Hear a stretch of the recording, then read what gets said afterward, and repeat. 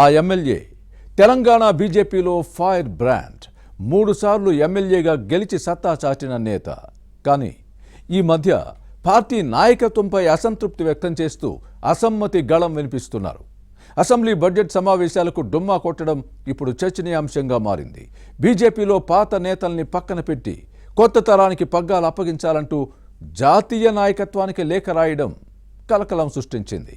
తన అరెస్టు వెనుక పార్టీ నేతల హస్తం ఉందని ఆరోపించడం రచ్చరాజేసింది.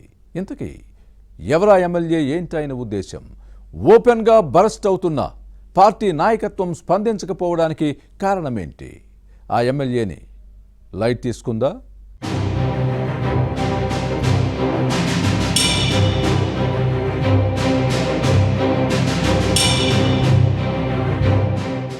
BJP fire brand leader Raja Singh ఈ మధ్య పార్టీ నేతలపై అసంతృప్తితో రగిలిపోతున్నారు. లేఖాస్త్రాలు, బహిరంగ విమర్శలతో వార్తల్లోని వ్యక్తిగా మారారు. కొందరు రాష్ట్ర పార్టీ నాయకులపై నేరుగానే విమర్శల దాడి చేస్తున్నారు.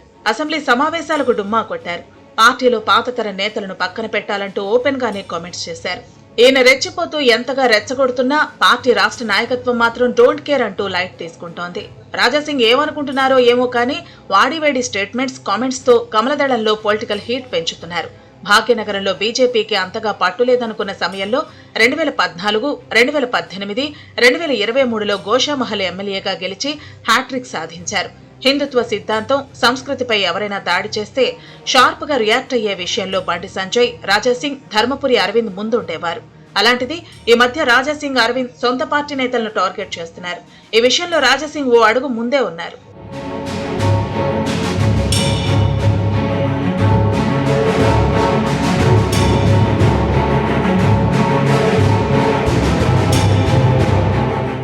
అసెంబ్లీ బడ్జెట్ సమావేశాలకు దూరంగా ఉన్నారు బీజేపీ ఫైర్ బ్రాండ్. ఒకే ఒక్క రోజు హాజరై సెషన్ మొత్తం డుమ్మా కొట్టడం చర్చనీయాంశంగా మారింది.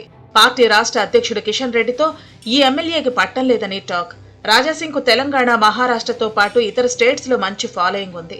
3 సార్లు శాసనసభకు ఎన్నికైన పార్టీలో తగిన గుర్తింపు, ప్రాధాన్యత లేదని బాధపడుతున్నారు. రాష్ట్ర అధ్యక్షుడు కిషన్ రెడ్డి, బీజేఎల్పీ లీడర్ ఏలటి మహేశ్వర్ రెడ్డిది ఒకే సామాజిక వర్గం. 2 కీలక పదవులు ఒకే కమ్యూనిటీకి దక్కటంతో రాజాసింగ్ అసంతృప్తితో ఉన్నారని పార్టీ వర్గాల్లో వినిపిస్తోంది.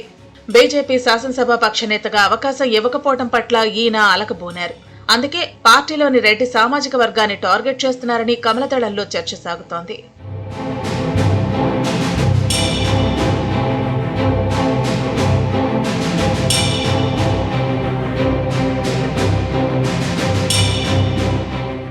బీజేపీ జాతీయ నాయకత్వం దృష్టిలో పడేలా రాజాసింగ్ అసంతృప్తి కళం విప్పుతున్నారన్న వాదనలు లేకపోలేదు.